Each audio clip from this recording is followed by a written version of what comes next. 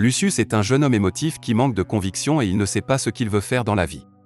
Il vit avec son grand-père et sa mère après la mort de son père dans un accident du travail. Son grand-père l'emmène au bain et il lui dit qu'ils ont été conçus par lui et rénovés par le père de Lucius. Il va sous l'eau pour tenter d'échapper à Tito qui l'intimide souvent, mais d'une manière ou d'une autre, il se téléporte dans de nouveaux bains. Il panique et il se frappe la tête en le renvoyant. Son grand-père lui explique l'importance des termes à Rome, qui aident à restaurer l'esprit et le corps et à apporter de la joie aux gens. Convaincu, il décide de devenir architecte de spa tout comme son père. Des années plus tard, Lucius est un homme adulte et un architecte. Il est retourné à Rome pour continuer la tradition de sa famille.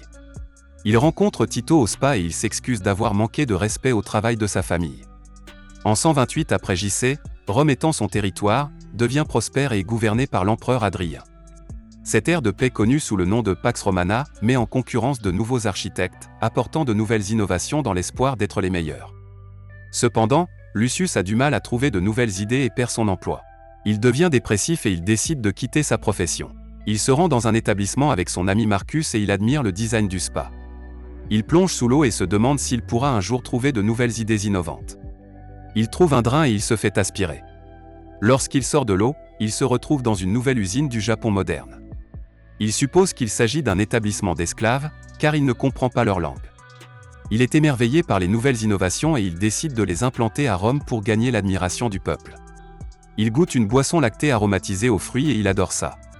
Il se réveille et il suppose que tout n'était qu'un rêve, mais il voit la bouteille de la boisson et il se rend compte que ce n'était pas un rêve. Plus tard, il met en œuvre les nouvelles idées et devient un architecte célèbre, même s'il pense qu'il a encore beaucoup à apprendre. Cela fait plusieurs années, Lucius boit avec Marcus et il a l'air triste car sa femme veut qu'il fasse une pause. Lucio reçoit une lettre du conseiller de Lepidus, demandant son aide pour une affaire urgente. Le conseiller lui dit de se présenter à son manoir demain, mais Lucius se rend compte que sa femme serait en colère contre lui, car ils avaient déjà d'autres projets. Il arrive à la villa le lendemain, et rencontre Lepido, un vieil homme malade. Lepido lui demande de construire un bain thermal à l'extérieur pour lui, pour vivre le reste de ses jours et après avoir vu une belle peinture du Vésuve dans l'un des bains Lucius. Regulu lui dit qu'il y a une source naturelle qu'il peut utiliser comme source, mais il tombe à l'eau et il se retrouve au Japon. Il se retrouve dans une source chaude et il découvre qu'ils ont des bains séparés pour les singes et les humains. Il essaie d'en apprendre le plus possible sur cette civilisation avancée, et il se demande s'il peut arriver à son goût. Il découvre comment construire un bain thermal extérieur en drainant l'eau dans la rivière à l'aide d'un tuyau en bois. Il essaie un œuf à la coque et du saké, mais il aime tellement ça et il admet que les Romains sont moins avancés que ces gens. Il exécute immédiatement les idées et il construit une source thermale à Lepido. Ensuite, il est étonné par le rétablissement de Lepidus et qu'il est marié. Lepidus affirme que l'idée de Lucius de manger des œufs et de boire du vin lui a sauvé la vie. Lucius est choqué de trouver un singe au printemps. Chaque ouvrier, y compris Marcus, fait plus de sculptures qu'Antinou. Antinou était l'amant de l'empereur, mais il a été tué par un alligator. Marcus emmène toujours son professeur au bain public, car il peut à peine marcher et il a besoin de soutien. Le vieil homme parle de vouloir un spa intérieur, et Lucius pense que c'est possible. Lucius plonge sous l'eau pour récupérer le strigile du vieil homme, qui est un outil utilisé pour gratter la saleté de son corps. Il pense qu'il est obsolète et doit être remplacé par quelque chose de moderne. Il essaie de se lever, mais il n'y arrive pas.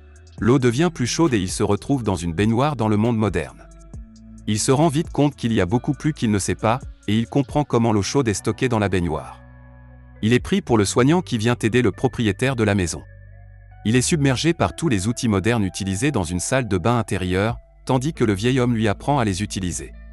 On lui donne une boisson gazeuse, qu'il boit. Il se réveille et il apporte une serviette avec lui. Le messager de l'empereur vient inspecter les sculptures d'Antinou et il découvre la salle de bain intérieure construite par Lucius. En entendant cette incroyable invention, l'empereur décide de rentrer d'Égypte et de rencontrer Lucius. Lucius est en route pour rencontrer l'empereur, mais il est nerveux et se sent mal. Il arrive au manoir de l'empereur et son estomac recommence à réagir, mais il se retient. L'empereur a une piscine dans son manoir, et Lucius s'émerveille de la conception et de la taille. L'empereur lui dit qu'il est intéressé par le maintien de la paix et l'expansion des territoires, mais le Sénat s'y oppose. Il veut que Lucius construise une salle de bain personnelle. Lucius lui demande pourquoi il n'a pas demandé à Apollodorus de l'aider, car lui aussi est un excellent architecte. Adriano, cependant, lui dit qu'Apollodorus ne travaille plus pour lui car toutes ses idées sont obsolètes. Lucius entre dans la piscine en essayant de comprendre l'entrée et la sortie de l'eau, et il se retrouve dans une salle de bain d'un showroom au Japon. Il rencontre une femme qui travaille dans la salle d'exposition et elle lui explique la technologie moderne de la salle de bain. Il voit une télévision et il croit qu'il s'agit d'un aquarium encastré dans le mur. Il utilise les toilettes et découvre qu'il y a une chasse d'eau automatique. Il recrée ce qu'il a appris et l'empereur aime ça. Il demande alors à Lucius de l'accompagner à Jérusalem et il accepte. Adrien est à Jérusalem et le peuple s'est rebellé ces 3 dernières années parce qu'Adrien a essayé de construire une nouvelle ville. Les soldats qui combattent sont empoisonnés par les rebelles, mais il n'y a pas de source chaude pour les aider à guérir. Lucius en a presque fini avec une nouvelle structure. Apollodorus le loue et il lui dit que son grand-père serait fier de lui.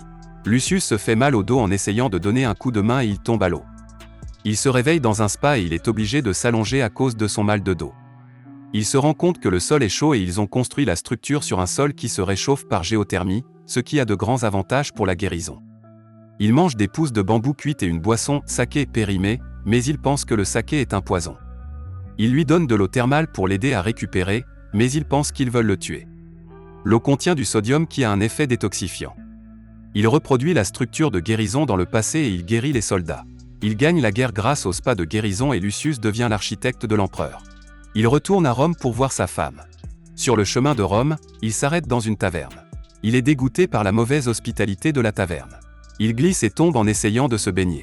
Il se retrouve dans une auberge qui abrite à la fois des hommes et des femmes. Il est choqué et essaie de partir. On lui donne une robe et on lui dit de rester à l'auberge pour la nuit.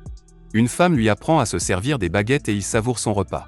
Il se sent beaucoup mieux et détendu, et il ne se sent plus fatigué par le voyage. La femme essaie de séduire Lucius, mais il dérape et il retourne à son époque. Il applique ses connaissances et il rénove la taverne. L'empereur s'arrête à la taverne et profite des services, découvrant que c'était l'œuvre de Lucius. Marcus et Titus parlent de Lucius et de son impact sur l'industrie du spa. Lucius fait des réparations dans une usine construite par son grand-père et son père s'occupe de l'entretien. Lucius dit au propriétaire qu'une rénovation complète est nécessaire, mais que l'établissement est sur le point d'être fermé en raison du manque de clients. Cela est dû à l'arrivée de quelques soldats étrangers grossiers. Lucius confronte les étrangers, mais il est frappé au visage par l'un d'eux et il tombe à l'eau. Il est retourné au Japon et est impressionné par leur dévouement et leur respect pour les installations. Des soldats sont également téléportés au Japon, où ils troublent la paix des autres. Lucius est en colère contre leur attitude, et il décide de se battre en duel avec l'un d'eux. Il leur apprend ensuite comment utiliser correctement une salle de bain en utilisant les images accrochées au mur. Lucius remonte dans le passé et demande à Marcus de faire des sculptures en pierre qui établissent les règles. Marcus arrive avec une nouvelle pierre, et Tito entre avec son fils qui aspire à devenir architecte. Ils décident de prendre un bain ensemble. Lucius est convoqué par la société augustale, où un groupe d'esclaves mendie un travail. Ils rencontrent le chef et sont emmenés dans un espace ouvert, où ils reçoivent les plans de l'installation thermale. Son plan implique la construction d'une structure dorée avec de nombreux détails vulgaires. Lucius hésite, mais Marcus le convainc d'accepter le poste. Mais le chef l'exaspère en disant qu'après la mort de l'empereur, il pourra travailler pour lui. Lucius le gronde et il tombe à l'eau. Un architecte est chargé de rénover l'auberge thermale de Tsukimi dans le style romain antique. Le propriétaire a des idées folles qui ne faisaient pas partie des anciens établissements de Rome. Lucius rencontre l'architecte et il décide de l'aider. Il rejette le plan et il fait un nouveau dessin. Il se téléporte en se lavant le visage. La rénovation est un succès, alliant luxe et simplicité avec un look traditionnel et un hommage à la princesse Diana. Lucius applique les mêmes connaissances et il construit un magnifique spa. L'empereur adopte un fils pour diriger l'empire, son nom est Lucius Helio Césare. Le Sénat demande à Lucius de visiter la villa de l'empereur. Il arrive à la villa, dévasté parce que sa femme l'a quitté. Il voit un homme obscène dans un lieu public et il s'avère être le fils de l'empereur. L'empereur demande à Lucius de construire un grand spa pour Helio afin de solidifier sa revendication au trône. Il se rend au terme de Trajan pour trouver l'inspiration pour les nouveaux bains publics qu'il s'apprête à construire. Il rencontre Apollodorus et ils entrent ensemble. Lucius demande des conseils qui pourraient l'aider dans sa construction. Ils sont interrompus par les enfants qui jouent dans l'établissement. Lucius décide d'être créatif et il va construire un établissement où les enfants pourront jouer. Il est frappé par un enfant qui essaie de lui sauter dessus. Il réapparaît dans un parc aquatique et il est immédiatement frappé par une femme. Il découvre que la nudité n'est pas autorisée et que la piscine n'est pas destinée à la détente. Il comprend qu'ils ont une piscine différente pour chaque groupe d'âge. Il essaie le fauteuil massant et reçoit une boisson au lait et aux fruits. Il décide d'essayer le toboggan. Il décide de construire une usine comme celle-ci avec l'aide de Marcus. La diapositive commence à provoquer une dispute entre adultes et enfants, mais un garçon nommé Marcus résout le différend. Marcus est très intelligent et il comprend le fonctionnement des toboggans et de la piscine. Il est révélé qu'il a été choisi pour être le prochain empereur, mais il est trop jeune. Marcus a tout ce qu'il faut pour régner, contrairement à Helio. L'empereur prévoit de laisser Hélio régner jusqu'à ce que Marcus atteigne la majorité pour prendre le contrôle de l'Empire. Hélio conçoit un plan qui permet à chacun de profiter de la cascade. Tout le monde est heureux et Lucius pense que l'avenir de Rome est entre de bonnes mains.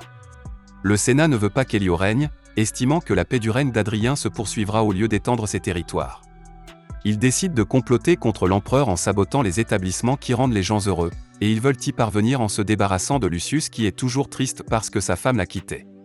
Le Sénat l'envoie à la station thermale du Vésuve. Il est attaqué par des bandits, mais il le laisse partir après avoir découvert qu'il veut construire des bains. Les bandits ne sont pas satisfaits de la source chaude. Lucius plonge dans l'eau et apparaît au Japon. Il apparaît dans une ville de montagne et vole un kimono. La ville fait fortune en ayant une source chaude et en vendant de la nourriture et des souvenirs. Il rend le kimono et il échange de l'argent contre leur monnaie. Il entre dans un magasin et il achète des ramen instantanés. Il aime le goût et le fait que ce soit instantané. Il paie avec des cartes et des pièces. Il construit une ville avec l'aide des bandits et il les met en charge. L'empereur le récompense en le réunissant joyeusement avec sa femme. Merci d'avoir regardé. Si vous avez aimé la vidéo et que vous souhaitez aider la chaîne à grandir, laissez un like, un commentaire et abonnez-vous.